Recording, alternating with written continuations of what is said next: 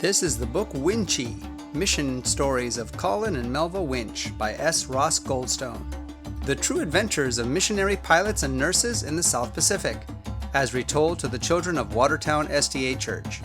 I'm your storyteller, Austin Bacchus. Let's go! Our first chapter today is called Chief Pilot. Flying in Papua New Guinea is a hazardous occupation. High mountain peaks reach upward to the heavens, often with swirling storm clouds hiding them from the view of a novice pilot. Even the narrow passes through which a pilot might wish to cross from one airstrip to another may be dangerous due to updrafts and downdrafts, sweeping any inexperienced pilot to an untimely death. Often covered with low-lying cloud or heavy fog, the swampy coastal lands are a hazard of a different nature. Pilot error or mechanical failure, the unforgiving elements take their toll without regard for either. For this reason, mission pilots in training must be given the best and most rigorous instruction and stringent annual testing. Planes can be replaced, but human lives cannot. When Colin was appointed the chief pilot of the Australasian Division in 1980, his role involved caring for as many as 30 church-affiliated pilots and 13 aeroplanes scattered throughout Papua New Guinea, the Solomon Islands, and mainland Australia. He was also the denomination's liaison officer with the Department of Civil Aviation. All of this was in addition to being the chief flying instructor at the Kurrambong Airport, and later in his career, in addition to being either secretary or president of the 3 island union missions at different times. Regardless of these heavy responsibilities, Colin found his work enjoyable, interesting, and rewarding. On an annual basis, he would check each pilot for competency, as well as conduct upgrading seminars. A check flight with a pilot consisted of simulated instrument flying, engine failures, forced landing practice, and general unusual maneuvers. Usually the pilot being tested was well aware that Colin would test him in some unexpected way, so the pilot would keep an eye on Colin's hand movements. The emergency must be presented as a surprise if it was to be realistic, so Colin would have to divert the pilot's attention by pointing out some geographic feature that required him to look off to his left, and at that point Colin would switch a fuel tank off, or pull out the fuel mixture control, or turn the automatic pilot on, which would make the plane react in some way that the pilot was not expecting. Now, these emergencies were only simulated. A switched-off fuel tank or an altered fuel mixture would cause the engine to cough, splutter, and stop, but Colin was careful to do this only if the plane was in gliding distance of an airfield. Should the pilot correctly diagnose the problem, he'd quickly fix what Colin had altered, and the engine would burst back into life. Pilot seminars would discuss aspects of pilot safety and other issues that would make Adventist aviation safer and more efficient. As a result, many of the minister pilots developed into professional pilots with a real sense of pride in their abilities.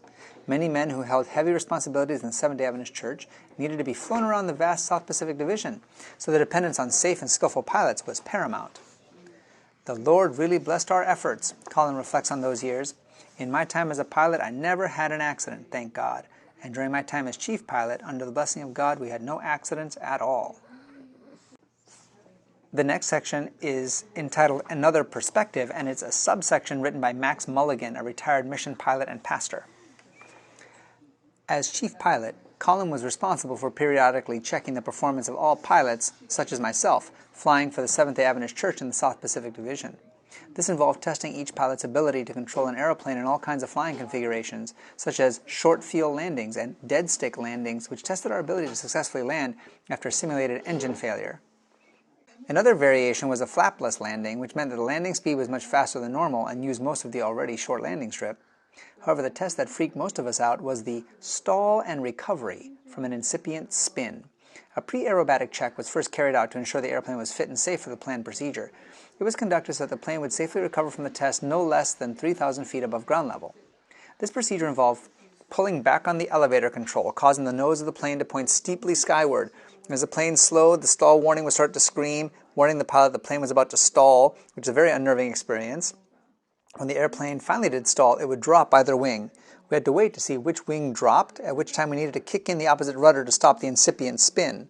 This was a fairly docile experience at lower power settings, as the nose of the plane would gently drop away and point earthward, making the recovery quite simple. The real test, however, came when we were asked to do this at full engine power. The results were anything but docile. The most vivid recollection of a power stall and its subsequent recovery was conducted above the delta of the Markham River near Lae. All went well with the test until Colin requested that I demonstrate a full power stall. I had not executed this maneuver in a Cessna 206 before, so I had dreaded this moment. Not fully knowing what to expect, I staunchly proceeded to execute the requested maneuver. With the stall warning blaring, the motor screaming, the nerves jangling, the airplane seemed to flip onto its back and nose directly to the ground. I can still see the Markham River rushing up to meet us, feeling certain I was about to meet my Maker. At this point, I began to realize why my good friend Colin prayed such beautiful prayers. He always prayed as if he was about to meet his friend Jesus very soon. As for the power stall, training kicked in and we survived the experience to continue to fly the Three Angels message to the remote villages of Papua New Guinea.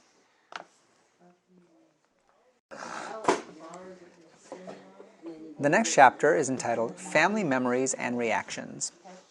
Melva coped well as a missionary in her own right, the mother of a missionary family, as well as being the wife of a missionary pilot. Her training as a nurse gave opportunity to give repeated service as a midwife.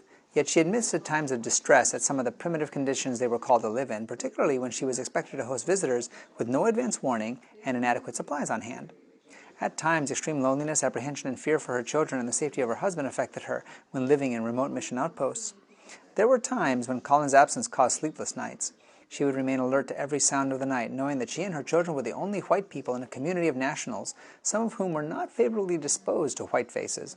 She was well aware that there were those who desired to relieve the Europeans of their private possessions. According to her family, she would sometimes spend the night reading with a stout Nula Nula fighting club under her bed and a starter's pistol under her pillow. The pistol could not harm, but it could frighten with its blast. One intruder experienced this as he endeavored to make off with some of the family's possessions.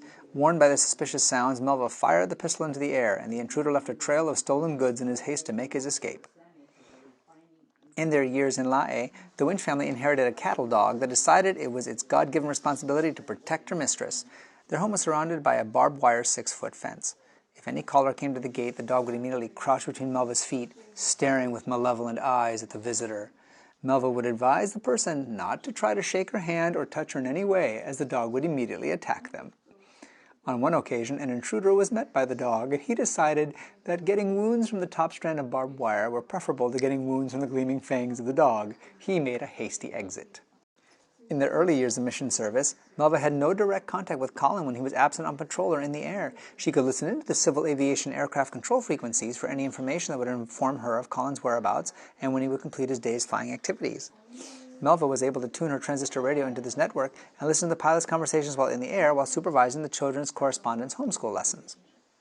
When mission pilots were flying, they used a code to inform those at home of their intent. As a pilot flew over his home mission station, a single revving of the engine meant, "I'm just passing through." 2 revs meant, "I'm home, please come to the airport and pick me up." 3 revs meant, "I'm landing with visitors on board, please tidy up and then come get us." This changed with the availability of a radio network covering all of Papua New Guinea and the Solomon Islands.